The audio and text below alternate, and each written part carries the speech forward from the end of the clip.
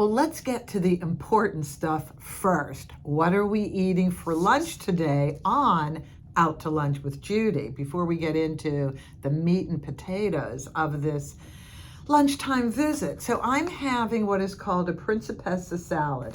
So it's beets, goat cheese, asparagus slices over spinach and pine nuts and all this great stuff that we get from this wonderful restaurant near the Santa Monica airport called Il Forno. And my friend Kathy and I went to dinner there last night. I specifically went to buy food for today. I don't eat dinner. I had coffee. But anyway, so I've already started having bites. Cheers. This morning, before we start our excellent visit. So yesterday, I talked about this documentary that has 5 episodes. It's called What's Next? The Future with Bill Gates. Now, I don't know where you sit with Bill Gates, but, you know, I've watched his career. First of all, he's brilliant. You know, he software development, one of the biggest corporations in the world. He was a real ball buster when he was younger. If anybody saw that Netflix documentary, Bill's Brain, there were clips of him leading meetings when he was really young at Microsoft. I would have been scared to death to work for him. I really would. But with time and age, we all mellow. So he's not that person anymore. And this one of the episodes in What's Next, The Future with Bill Gates, was the episode titled, Can You Be Too Rich? And I always found that to be an interesting conversation because it first of all represents people's relationship to money. People's relationship to money is all over the place. You know, some people just can't make money. Other people, whatever they touch turns to gold. Amazing, isn't it? Some people make their money by hurting other people. Some people make their money by inventing technology and new ideas to help humanity. So people come from all different platforms and walks of life to create businesses for themselves and to create superior wealth.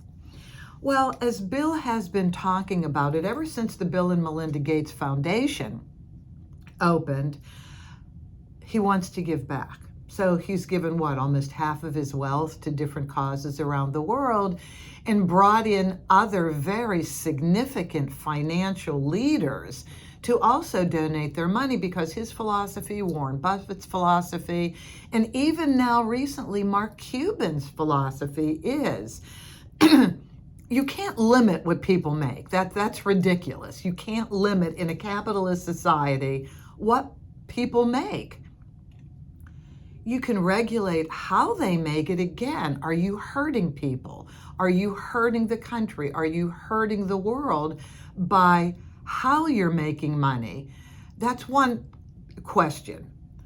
But to limit somebody's ability to make money, to limit the amount of money somebody can make, that's ridiculous. Before I get into that episode, isn't it fortuitous that when I went on my computer this morning, before I sat down to do this video with you, there was an article that came up. The title of the article, Bill Gates makes unprecedented $50 million pledge to back Kamala Harris. Quote, end quote, this election is different. So I'm not talking about this because he's backing Kamala Harris. That's not where I'm going. I think you all know that I think we're doomed if Trump gets in. But you know what? We all get to have our opinions, right? But here's what I thought was interesting. This is a quote from Bill. I support candidates who demonstrate a clear commitment to improving health care, reducing poverty, and fighting climate change in the U.S. and around the world. I have a long history of working with leaders across the political spectrum, but this election is different, with unprecedented significance for Americans and the most vulnerable people around the world. He also has gone on to say that he is concerned about a second Donald Trump term, as is half the country. I mean, you can't go in denial about that, as is half the country. And he feels that with Harris, she's committed to family planning and global health programs. Now, it also goes on to say that Bill has endorsed conservative candidates. So I kind of think we may have something alike in that I don't believe in joining political parties anymore. I think it limits our ability to think objectively, and therefore we vote against our own best interests because we become loyal to a political party and not objective about what's happening in that party, and maybe this isn't the right candidate for you this time around. I jump back and forth all the time. But he has previously donated to Alaskan Senator Lisa Murkowski and Charles Horn in Arizona. I think these are conservative people. But in the last 2 years, he has primarily donated to Democrats, including Joe Biden, Pete Buttigieg, Elizabeth Warren, and Cory Booker. Okay, so I don't want you to, I don't want to turn you on or off about Bill Gates with this. And then at the end of the article, it talks about Elon Musk. Well, look at Elon Musk. He's buying votes for Trump now. I'll give you $1 million if you register to vote, and of course, vote for Donald Trump. Well, I thought this was interesting because in this episode, Can You Be Too Rich?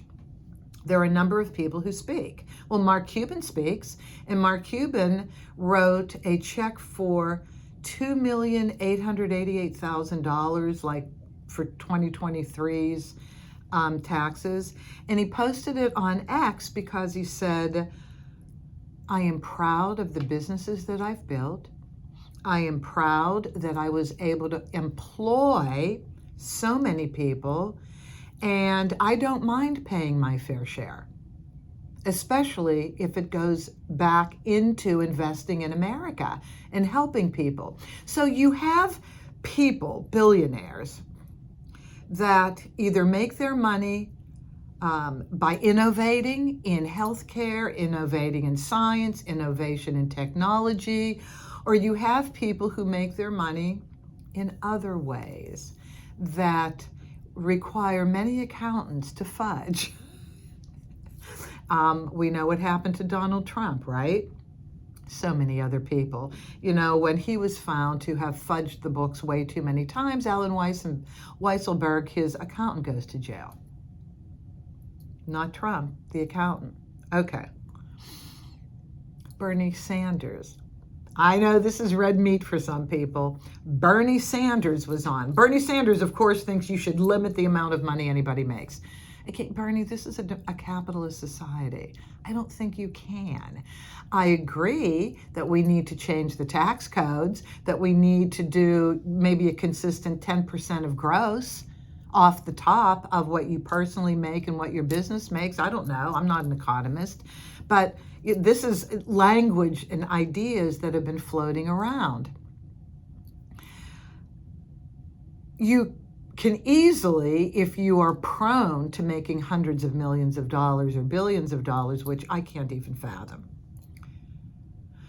you might be prone to not giving back. You might be prone to just buying bigger and bigger yachts, buying candidates. I mean, that's what people do with their money. They buy candidates. I guess like Bill is doing and investing $50 million in Kamala Harris. But Bill offsets this by investing in healthcare, technology, science. You know, he's working with artificial intelligence, but the very big questions are, how does this ethically work? How do you not hurt society? So there was Bernie Sanders, who, I mean, I did love Bernie Sanders when he was running for president, but it's too much hating billionaires. It's too much hating people who make a lot of money. I don't hate people who make a lot of money. Okay, what is a lot of money? It's a relative concept. What's a lot of money to one person is different than a lot of money to another person. I love when people make a lot of money, especially if they provide jobs, if they provide advancement so that people can live better. Yes, I love that. Who doesn't? We need the help of these people that know how to multiply money. So no, Bernie, in a capitalist society, we can't, but you are in government. So if you want to change the way we're taxed, do it. Get with other people and change that. You have the power to do that. We don't. You have the power to do that. So why aren't you doing it? Mitt Romney was on, and Mitt said, of course not. You know, there's no ceiling on making money. That's ridiculous. But how do you make your money? And what do you do with your money after you provide for your family, you provide for when you don't work? I mean, of course, enjoy the money you make. You've earned it. You deserve the fruits of your labors. But there's a point where real power is helping people. Real power is leaving some of your personal money on the table so that it can be reinvested in society, because there are people who can't make money.